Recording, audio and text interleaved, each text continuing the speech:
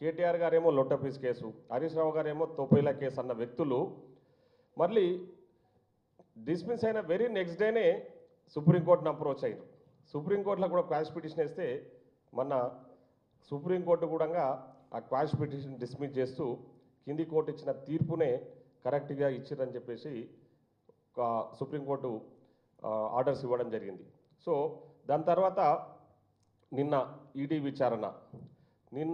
ED విచారణ తదనంతరం జనరల్గా ఎవరైనా ఆరోపణలు ఎదుర్కొంటున్న వ్యక్తి, కేసులు రిజిస్టర్ అయిన వ్యక్తులు తప్పకుండా వాళ్ళ నిజంగా తప్పు చేయకపోతే వాళ్ళు విచారణకు హాజరై విచారణకు పూర్తి స్థాయిలో సహకరించి మేము తప్పు చేయలేదు, ఇది వాస్తవం కాదు, ఈ ఆరోపణలన్నీ అవాస్తవాలని చెప్పేసి విచారణ అధికారుల ముందు చెప్పుకోవాలి తప్ప విచారణకు అటెండ్ అయిన వ్యక్తి బయటికి వచ్చి మళ్ళీ నేనేదో పెద్ద హీరోనని చెప్పేసి ప్రెస్ మీట్లు పెట్టే ప్రయత్నం చేస్తా ఉన్నాడు కేటీఆర్ గారు. నిన్నటికి నిన్న మన లాస్ట్ టైం ఏసీబీ వాళ్ళ విచారణకు పోయినప్పుడు ముఖ్యమంత్రి గారిపై లేని ఆరోపణలు, అంటే ఆయన ఒకటే టార్గెట్ ఏంటంటే రేవంత్ రెడ్డి గారిని ఏదో రకంగా అబాస్పాలు చేయాలి. ఎందుకంటే ఆయన చేసిన తప్పులు వాస్తవాలన్నీ కూడా బయటికి ఒక్కొక్కటిగా వస్తూ ఉన్నాయి. సో అవన్నీ కూడా ప్రజలు గమనిస్తూ ఉన్నారనే ఆలోచనతోన నోటికి వచ్చింది మాట్లాడుతూ కేటీఆర్ గారు ముఖ్యమంత్రి గారి మీద దుర్భాషలు ఆడిన విషయం మనం అందరికీ కూడా తెలుసు. సో నిన్నటికి నిన్న ఒక కొత్త పాయింట్ లేవనెత్తడం జరిగింది. ఒక పక్క ఏసీబీ విచారణ జరుగుతూ ఉంది, ఈడీ వాళ్ళు కూడా విచారణ చేస్తూ ఉన్నారు. ముఖ్యంగా కోర్టులకు ఆల్రెడీ అప్రోచ్ అయినాక కోర్టులు తీర్పిచ్చినాక ఇన్ డీటెయిల్ ఎంక్వైరీ వీళ్ళు అంటే సంబంధిత అధికారులు చేస్తూ ఉన్నారు. సో అవన్నీ పక్కకు పెట్టేసి విచారణకు అటెండ్ అయ్యి వచ్చిన వ్యక్తి ఈడీ వాళ్ళు ఏసీ వాళ్ళు అడిగిన క్వశ్చన్లే అడుగుతూ ఉన్నారంటే చేసిన నేరము ఫార్ములా 1 ఈ రేస్ కేసులో నువ్వు నేరస్తున్నావు. సో నేరం ఒకటే కాబట్టి క్వశ్చన్స్ సిమిలర్గానే ఉంటాయి మరి. సో ఈడీ వాళ్ళు ఇంకో కేసు గురించి కాదు కదా, నీ మీద ఆరోపణలు వచ్చింది ఫార్ములా E1 రేస్ కార్ గురించి. సో దానికి సంబంధించిన క్వశ్చన్స్ డెఫినెట్గా కంప్లైంట్లో ఉన్న బేస్డ్ ఆన్ ది కంప్లైంట్లో ఉన్న కాంటెంట్స్ని బట్టే క్వశ్చన్స్ ఉంటాయి. సో దాన్ని కూడా తప్పు అంటే ఈయన మేధావి అనుకుంటూ తప్పుపట్టే ప్రయత్నం చేస్తూ ఉన్నాడు. ముఖ్యంగా నిన్న కొత్తగా బయటికి వచ్చిన తర్వాత లైట్ డిటెక్టర్ టెస్ట్ గురించి మాట్లాడుతూ ఉన్నాడు. కేటీఆర్, లైట్ డిటెక్టర్ టెస్ట్ కాదు నీకు చేయాల్సింది నార్కో అనాలిసిస్ టెస్ట్ చేయాలి నిన్ను. ఎందుకంటే డ్రగ్స్ మత్తులో ఫ్రస్ట్రేషన్ గురై నువ్వు ఏం మాట్లాడుతున్నావో అర్థం కాని భాష మాట్లాడుతున్నావు బయటికి వచ్చి. నీకు చేయాల్సింది లైట్ డిటెక్టర్ టెస్ట్ కాదు, నార్కో అనాలిసిస్ టెస్ట్ చేయాలి నిన్ను.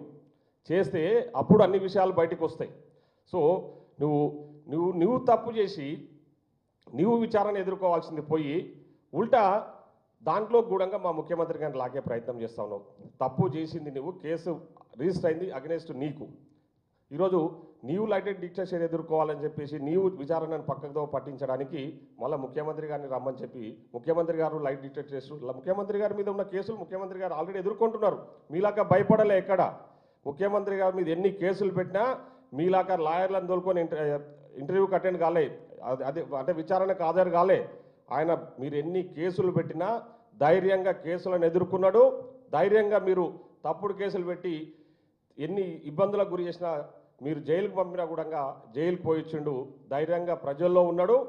ఈరోజు ఈ రాష్ట్రానికి ముఖ్యమంత్రి కాగలిగాడు. కానీ మీలాగా దొంగ సాకులు అనేదంటే లాయర్లు లేరని ఒకరోజు లైట్ డిటెక్టర్ టెస్ట్ అని ఇంకో రోజు ఈ విధంగా విచారణను తప్పుదో పట్టించే విధంగా విచారణను హాజరు కాకుండా తప్పించుకునే ప్రయత్నం చేస్తున్నావు అంటేనే ఇక్కడ క్లియర్ కట్గా అర్థమవుతా ఉంది నీవు ఖచ్చితంగా నేరం చేసినావు. ఈ నేరానికి శిక్ష అనుభవించాల్సింది నీవు. కానీ ఈరోజు మా ముఖ్యమంత్రి గారి గురించి ఆరోపణలు చేస్తున్నావు అంటేనే తప్పక నువ్వు తప్పులు చేసినావని క్లియర్ కట్గా అర్థమవుతుంది. మీ కుటుంబ పరిస్థితి చూస్తూ ఉంటే ఈరోజు కేసీఆర్ గారు ఎందుకు బయటకు వస్తలేరు అన్నది ఇప్పుడు అర్థమవుతా ఉంది మాకు. ఎందుకంటే ఈ తప్పులన్నీ అప్పటికే తెలుసున్నట్టు ఆయన ముఖ్యమంత్రిగా ఉన్నప్పుడే. సో ఎట్లాగూ ఓడిపోయినాము, కాంగ్రెస్ గవర్నమెంట్ వచ్చింది, మొత్తము చేసిన తప్పులన్నీ కూడా బయటకు తీస్తారు, ఒక్కొక్కటిగా బయటకు వస్తాయి. సో ఇవన్నీ కూడా ఎదుర్కోవాలంటే మనం పబ్లిక్లో ఉంటే కష్టమవుతుందని చెప్పేసి కేసీఆర్ గారు ఫామ్ హౌస్కే పరిమితమయ్యారు మీరు చేసిన తప్పిదాల వల్ల. ఈరోజు మీ సిస్టర్ కవిత గారేమో లిక్కర్ స్కామ్లో, మీరేమో ఈ ఫార్ములా కేసులో, మీ బావ హరీష్ రావు ఏమో ఫోన్ ట్యాపింగ్లో, మీ ఫాదర్ ఏమో కేసీఆర్ గారేమో కాళేశ్వరం స్కామ్లో అంటే మీ కుటుంబం మొత్తము అధికారాన్ని అడ్డం పెట్టుకొని ఈ స్కామ్లలో ఇన్వాల్వ్ అయ్యి ఈ రాష్ట్ర ప్రజాధనాన్ని దుర్వినియోగం చేసింది కాక మళ్ళా ఇక్కడ తప్పుడు ఆరోపణలు చేస్తూ ముఖ్యమంత్రి గారిని మా ప్రభుత్వాన్ని నిందించే ప్రయత్నం చేస్తూ ఉన్నారంటేనే క్లియర్ కట్గా అర్థమవుతా ఉంది మీరు చేసిన అధికారాన్ని అధికార దుర్వినియోగానికి పాల్పడ్డారని చాలా స్పష్టంగా ఇక్కడ అర్థమవుతా ఉంది. కోర్టులు తీర్పులు ఇచ్చినాక కూడా కోర్టుల మీద గౌరవం లేదా? రోజు లైట్ డిటెక్టర్ టెస్ట్ గురించి మాట్లాడుతూ ఉన్నావు కదా, మరి పోలీసులు ఎందుకు, కోర్టులు ఎందుకు? అంటే మీకు పోలీసుల మీద గౌరవం లేదు, కోర్టుల మీద గౌరవం లేదు కాబట్టి ఆలపే సడన్గా విచారణ సంస్థలు అన్నీ కూడా పక్కకు పెట్టేసి ఈయన లైట్ డిటెక్టర్ టెస్ట్ కాడుకొచ్చాడు. ఇప్పుడు లైట్ డిటెక్టర్ టెస్ట్లకి ఎందుకు? నువ్వు నిజాయితీగా తప్పు చేయకపోయింటే ఆడ విచారణ అధికారుల ముందు వాస్తవాలు బయటపెట్టు. క్లియర్ కట్గా నీవే ఒప్పుకున్నావు, ఎస్ నేనే డబ్బులు పంపించేసిన అని చెప్పేసి. That is enough.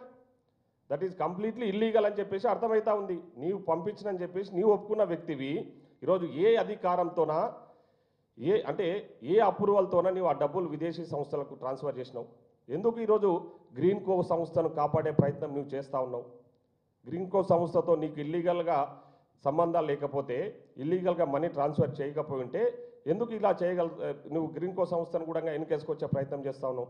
అంటే ఈరోజు గ్రీన్ కో మీరు కలిసి ఈరోజు ఈ రాష్ట్ర ప్రజాదాన్ని దుర్వినియోగం చేయాలనే ఆలోచనతో చేసిన తప్పుడు పని వల్ల ఈరోజు కేసులు మీ మీద రిజిస్టర్ అయ్యి ప్రజలు మిమ్మల్ని గమనిస్తూ ఉన్నారు.